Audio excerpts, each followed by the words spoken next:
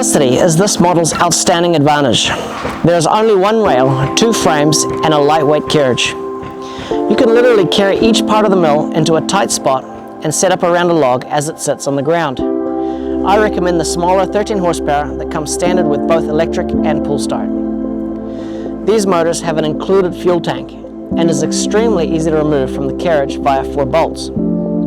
I would also remove the bottom horizontal guard, blade and vertical riving knife so the carriage sits flush on the ground. The carriage can then simply slide off either end of the beam to be hand carried or positioned onto the back of your truck deck. Once the carriage is off, disassemble in the following order. Remove the lightweight alloy tube and then unbolt the beam at each end.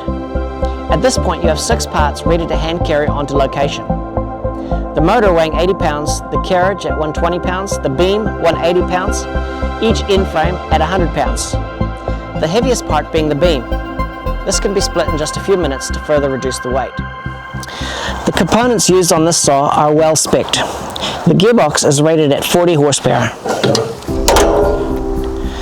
far in excess of the 13 horsepower being applied. The smaller Honda engine is well suited to the 6-inch and 8-inch models offered. There are no complicated parts that require regular maintenance. Bearings are greased for life. Our proprietary insert blades are also offered standard on this model. You're provided with the tool and sharpener for maintenance. I believe that when it comes to a manual machine, horsepower is not the answer. What is more important is that the carriage is light enough to be pushed and pulled all day. Here's an example. I would expect to saw somewhere around 1,600 to 2,500 board foot in a day with this saw cutting 6-inch by 1-inch at 4 meters long and larger logs. That's approximately 400 boards, many of which will require 4 passes for the wider horizontal cuts. That's around 5 kilometers of walking through soft sawdust in one day. That doesn't include removing and stacking the timber. Fatigue shows its face during each directional transition, meaning the change of motion at the ends of the log. Having a very lightweight carriage minimizes this issue. Pushing a large carriage with a heavy engine up and down a log all day can be extremely taxing. That's what I mean by transitional movement. So it's the energy required to stop and then pull the saw back in the other direction.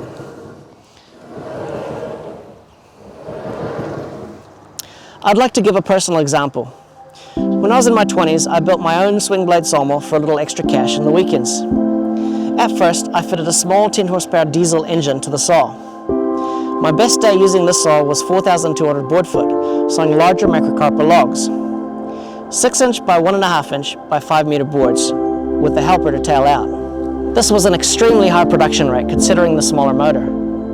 Later, I decided to fit a 32 horsepower 3-cylinder Daihatsu engine, thinking that this was going to increase my production. It did the exact opposite. It left me exhausted and unable to compete with my original record.